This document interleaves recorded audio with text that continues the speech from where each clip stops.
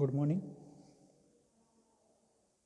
Today we will see some revision type lecture on operating system. Till now we have covered lots of concept and topics.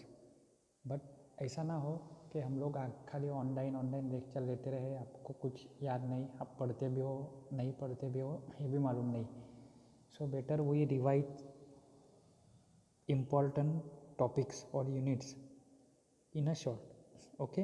सबसे पहले definition ही क्या है operating system की कि it is a interface.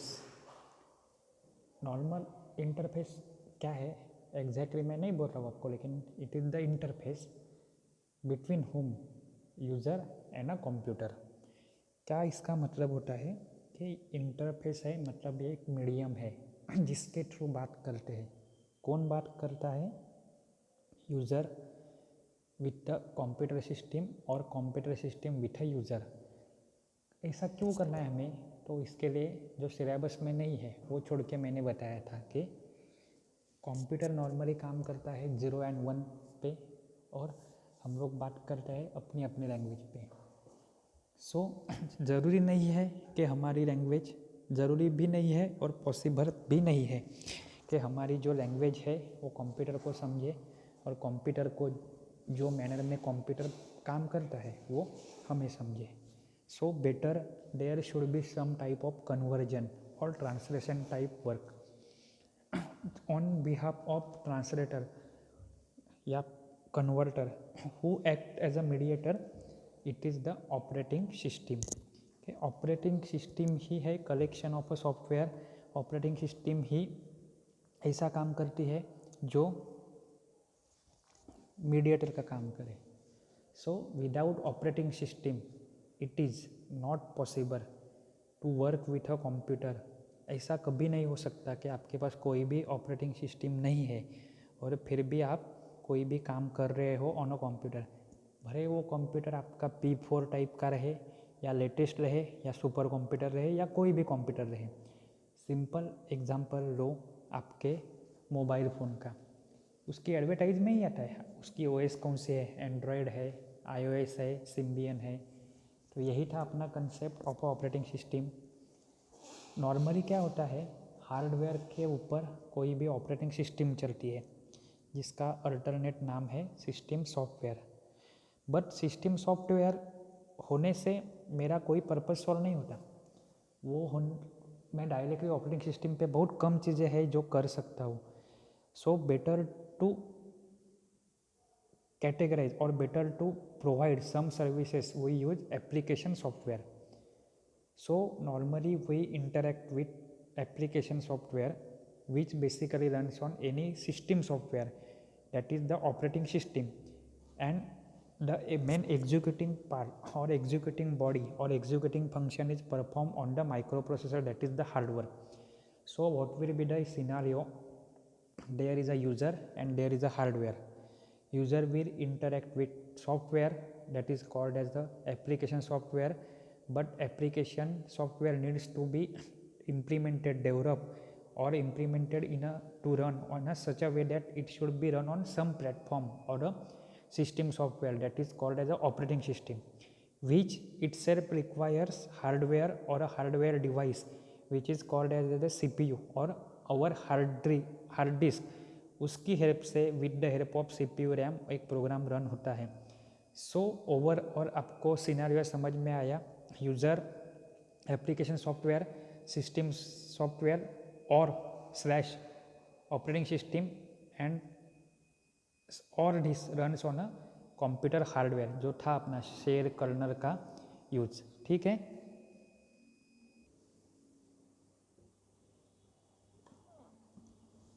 सो क्या है कि operating system it is the set of software या फिर मल्टीपल प्रोग्राम, क्योंकि वन इंडिविजुअल प्रोग्राम सारी ये बातें नहीं कर सकता. ठीक है. इसके बाद डिफरेंट कंपनी रहती है. डिफरेंट कंपनी डिफरेंट टाइप के ऑपरेटिंग सिस्टम प्रोवाइड कर सकती है, क्योंकि वो एक उनका प्रोडक्ट है जो multi user, multi system, multi processing, multi programming type या फिर कोई भी कैटेगरी आ सकती है. नॉर्मली हमारे सामने जो ओएस रहती है वो कौन सी रहती है, वो आपकी Microsoft Windows. Microsoft is the company, Windows is it's product. लेकिन अभी मेन कंसेप्ट आता है कि कोई भी ऑपरेटिंग सिस्टम दो टाइप की रहती है, जैसे बुक में आपको दिया है CLI GUI, graphical user interface, यानी जो अपनी ऑपरेटिंग सिस्टम रहती है उसमें डबल क्लिक करना होता है, कोई कमांड नहीं लिखनी होती है। और CLI मतलब क्या है, command line interface. Command line, command मतलब क्या, इंस्ट्रक्शन। इंस्ट्रक्शन क्या होती है, ऐसी लाइन जो मुझे टाइप करनी होती है और जो टाइप करने के बाद एग्जीक्यूट होती है। लेकिन GUI में क्या होता है, हमारे पास आइकॉन होते हैं, जैसा माइक्रोसॉफ्ट विंडोज़ में होते हैं ना, वैसे उसे डबल क्लिक करो तो ओपन होता है। Everything is operated with the help of graphics और ग्राफिकल इमेजेस। खुद के एडवांटेज डिसएडवांटेज थे कि कोई लाइट वेट है, कोई हैवी वेट है, किसी को मेमोरी ज़्यादा लगती है, कोई कमांड याद रखनी पड़ती है, कि इधर कमांड याद नहीं रखनी पड़ती। उसके बाद था आपका different types of operating system. Important था उसमें multi programming. Multi programming concept क्या था कि मल्टीपल प्रोग्राम को रन करना है, लेकिन एट अ टाइम पॉसिबल है क्या, नहीं। कैसे करते हैं तो फर्स्ट प्रोग्राम रन होता है, for particular case it will go into waiting mode, so operating system will check that CPU is idle or busy. It will find that CPU is idle. It will take another program and assigns to CPU. Then similar will happen with the program 2. Then similar will happen with program 3 and so on. After that, one condition will reach when CPU is totally idle. But operating system will check whether very first program, that is program number 1, completed its execution or no. If no, then it will resume the program number 1 again to CPU. So overall target is what, to keep the CPU all time busy. It is the most expensive resource and important resource. If CPU is performing its operation very well or executing very efficiently, then the throughput or overall efficiency of a system is very good. Another concept was multitasking. It is similar to multi programming. Tasking में क्या होता है, हम लोग manually switch कर सकते हैं between the different task. Task कहाँ पे होता है, प्रोग्राम के अंदर, जो बाद में हम लोग ने थर्ड चैप्टर में भी देखा था। Part of a program is task और part of a program currently in a execution is called as a task. जो कहाँ पे रहता है, मेमोरी में रहता है। प्रोग्राम कहाँ पे रहता था, सेकेंडरी स्टोरेज पे। लेकिन यहाँ पे स्विचिंग क्या रहता है, हम लोग स्विच कर सकते हैं, but in case of multi programming OS, switching of program with the CPU is not in our hand. Who handles that, operating system automatically handles that. Okay, now next what we have seen, the round robin scheduling, time sharing scheduling. Time sharing means what, as its name suggests, time sharing, time को share करना, but किसके साथ, किसका time, तो CPU का time. किसके साथ share करना, तो उसके साथ जो प्रोसेसेस या फिर यूज़र जुड़े हुए उसके साथ। तो यहाँ पे क्या होता था, मान लो 4 टाइप के यूज़र है, user 1, user 2, user 3 end user 4। तो at a time only one user is active for a given amount of a time. That amount is called as a time quantum or a time slice. Every user उसे खाली वो system particular time तक ही मिलेगी। May be उसमें उसका execution ख़त्म हो या ना हो। ख़त्म होता है तो वेल एंड गुड, नहीं ख़त्म होता है तो क्या होगा, फोर्सिबली उससे वो CPU निकाल दिया जाएगा और वो कहाँ पे असाइन होगा, नेक्स्ट वाले यूज़र को। फिर वापस से उसका टाइम पीरियड ख़त्म हो गया तो वापस से फोर्सिबली वो निकाल दिया जाएगा CPU, और वो असाइन किसको होगा, नेक्स्ट वाली प्रोसीजर को। ऐसा करके गोल गोल घूमता रहेगा, कब तक, जब तक एवरी यूज़र की प्रोसेस ख़त्म नहीं हो जाती है तब तक. So it is called as a round robin. So there are 3 category.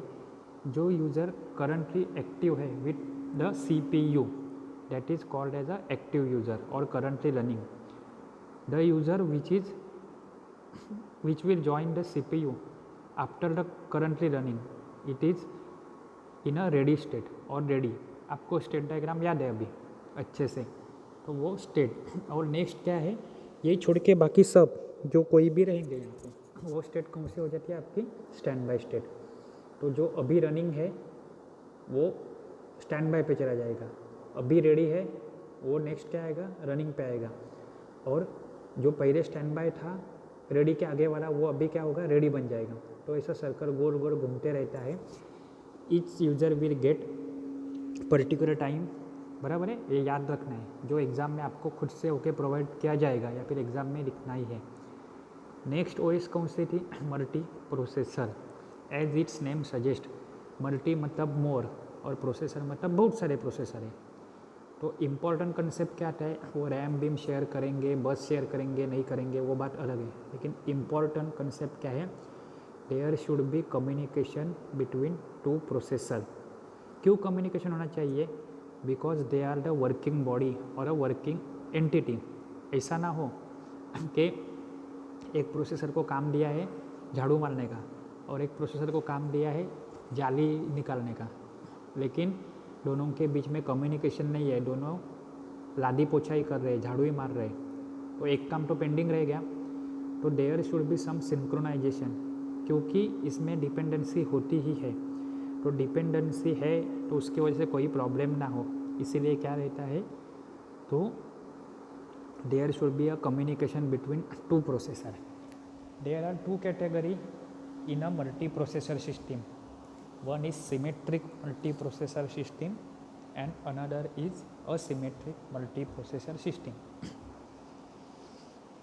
In case of symmetric multiprocessor system, as its name suggests, symmetric means what? Symmetry. Symmetry means what? All are equal. No one is higher, no one is lower. So, in this configuration, or PC or computer CPU works at the same level. No one is master, no one is slave. Another example, or other than this, another configuration is asymmetric multiprocessor system. Asymmetric means what? जो symmetric नहीं है वो. Symmetric नहीं है वो मतलब क्या, वो दिखता नहीं है, मतलब अपीयरेंस पे नहीं जाना है, हम लोग को क्या देखना है, वर्किंग आर्किटेक्चर. तो असिमेट्रिक मीन्स कोई तो अलग है किसी और से, तो अलग है वो कौन है, तो one is the master and others are the slave. Master को फॉलो करना है किसे, स्लेव को, मतलब स्लेव फॉलो करेंगे किसे फॉलो करना है, जो मास्टर ऑर्डर देगा वो. सो हायर प्रोसेसिंग साइड कहाँ पे रहेगी, मास्टर, वो ऑर्डर देगा स्लेव को. ये था मास्टर स्लेव कॉन्फ़िगरेशन. और एक कौन सा है आपके पास ऑपरेटिंग सिस्टम, तो real time system. What do you mean by real time system? The real time system mostly deals with the regular day to day entity, where the concept is input, process and output. all three things should be very fast to accommodate or to adjust according to changes in a real life system. जिसका example था natural calamity रे जो system implement की जाती है, या फिर share market, या फिर रियल टाइम सिस्टम वोटिंग. यहाँ पे क्या होना है, as soon as input is generated it should be identified, captured, send to the processor or memory should be capable of handling everything, and output should be generated within the stipulated time and sent to the output device, maybe whatever it should be. So real time system is divided into 2 category, that is hard real time system and soft real time system. Hard real time system is a system in which there should not be delay, और delay जो होगा वो हम लोग avoid करेंगे या फिर delay होने ही नहीं देना है आउटपुट में, वो उससे क्या बोलते हैं, hard out real time system. But another is soft real time system.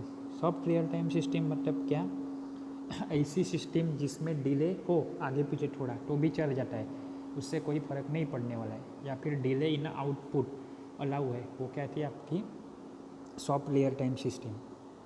Okay, तो ये था in general types of system. उसमें भी एक ये था कि जनरेशन ऑफ ओएस के पहले कंप्यूटर की जनरेशन क्या था, बेसिक लैंग्वेज नहीं थी, ट्रांजिस्टर थे, फ्लिप फ्लॉप थे या नहीं थे, या फिर मैकेनिकल ट्यूब थी, वो सिंपल है, आप बुक में एक बार देख सकते हो.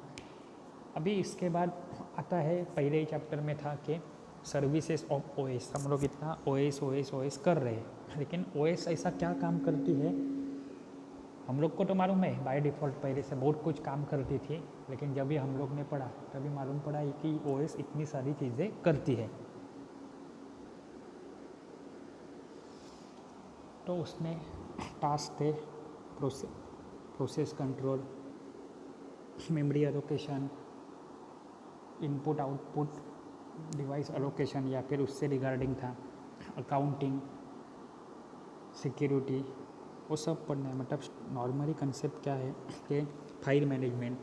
नॉर्मली कंसेप्ट क्या है, ऑपरेटिंग सिस्टम क्या प्रोवाइड करते हैं आपको, input output, device information, registration, कोई भी डिवाइस को रजिस्टर करो या डी रजिस्टर करो. जैसे एग्जांपल दिया था कि पेन ड्राइव भी लगाते हो कभी कभी, अभी तो ऑटोमेटिक सब पहले से रहता है, लेकिन क्या रहता है, डिवाइस ड्राइवर सक्सेसफुली इंस्टॉल करके मैसेज आता है, तो इंटरफेसिंग अच्छे से देखना. IO input output processing, proper input device select किया है नहीं किया है उसको सिलेक्ट करो, उसको प्रॉपरली वर्किंग बनाओ. अकाउंटिंग इन्फो, मतलब कोई भी प्रोसेस जितनी इम्पोर्टेंट होती है या फिर प्रोग्राम या फिर चीज़ उस उतनी ही इम्पोर्टेंट रहता है उससे जुड़ी हुई उसकी इन्फॉर्मेशन. अगेन सिक्योरिटी के नॉर्मली अकाउंट रहते हैं अपने, यूज़र अकाउंट, एडमिन अकाउंट, उसमें बहुत सारी परमिशन रहती है कि कोई चेंजेस कर सकता है नहीं कर सकता है, पासवर्ड प्रोवाइड करो and all that. File management, file रहती है, कलेक्शन ऑफ अ रिकॉर्ड, वो फाइल को मैनेज करो कहाँ कहाँ पे, ये सब चीज़ें अब नॉर्मली इंटरेक्ट करते थे, लेकिन चैप्टर पढ़ने से, बुक में पढ़ने से या फिर हम लोग पढ़ने से आपको मालूम पड़ा ये ऐसी थी या फिर ये रीज़न है या ऐसा ऐसा है. उसके बाद कंसेप्ट था एक सिस्टम कॉल का. सिस्टम कॉल मतलब एग्जांपल क्या दिया था कि कोई भी ऐसी सर्विसेज जो नॉर्मली यूज़र को डायरेक्टली एक्सेसिबल नहीं है या फिर उनके ऊपर उसका राइट नहीं है, फिर भी उससे उसको वो चीज़ें चाहिए, तो वो किसके थ्रू होगी, तो सिस्टम कॉल के थ्रू होगी. जैसे एग्जांपल दिया था कि आप लैब में बैठ के प्रैक्टिकल कर सकते हो, प्रिंटर का एग्जांपल दिया था. अभी आज थोड़ा एग्जांपल अलग लेते हैं, लेकिन आपको चाहिए कि आप सीपीयू खोल के अंदर का स्टडी करो, ये आपके राइट में नहीं है, बट आप लोग क्या करोगे कि हार्दिक सर को बोलोगे कि हार्दिक सर प्लीज़ हम लोग को ऐसे ऐसे करना है.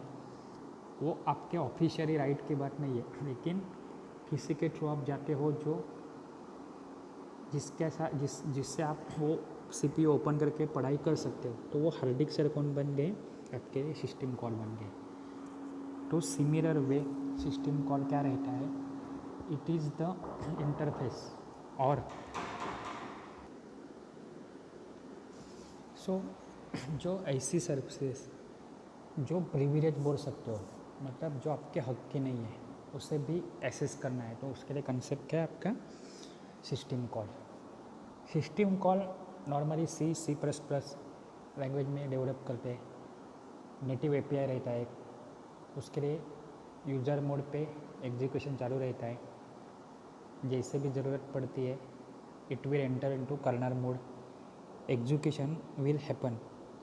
For reference there is a table for what system call implementation, different system call, different numbering is there, index for indexing, and after execution of system call वो वहीं पे नहीं रहता, हम लोग को वापस से कहाँ पे आना है, तो यूज़र मोड पे आना है. So execution will be something like that user mode, then at one point it will require kernel mode में आएगा, एग्जीक्यूशन होगा, वापस से प्रिंट आउट या फिर सीपीयू लेके हम लोग को लैब में ही नहीं बैठते ना, हम लोग बाहर आ जाते हैं। सिमिलर वे कर्नल मोड से हम लोग कहाँ पे आ जाएंगे, यूज़र मोड पे। ये था सिस्टम कॉल। ये नॉर्मली डिपेंडेंट रहता है हार्डवेयर के ऊपर भी। उसका एक डायग्राम है, 2 टाइप के डायग्राम है, बुक में रेफ़र करो। एग्ज़ाम में कितने मार्क के रहते हैं वो हिसाब से आपको बनाने हैं। शॉर्ट में है तो फर्स्ट वाली डायग्राम, सेकंड वाली है तो जहाँ पे टेबल जैसा फॉर्मेट है और एक एग्जाम्पल दिया है सिस्टम कॉल का, वो करना है आपको, ठीक है। फिर आपस से services of system call types, तो वो सिमिलर है ओएस के जैसे ही, कि file management, process management, input output device management, communication and all that. सो उसमें इंडिविजुअल पार्ट आएगा। अगर प्रोसेस कंट्रोल है तो क्या करना है, प्रोसेस को क्या कर सकते हैं, स्टार्ट, टर्मिनेट, एंड, एबॉर्ट। एक प्रोसेस नई प्रोसेस को क्रिएट कर सकती है। सेकंड था जैसे फाइल रिलेटेड, वो सब हम लोग बाद में देखेंगे। रिवीजन था, रिवीजन के हिसाब से आपको कुछ तो याद आया रहेगा कि इतना कुछ है।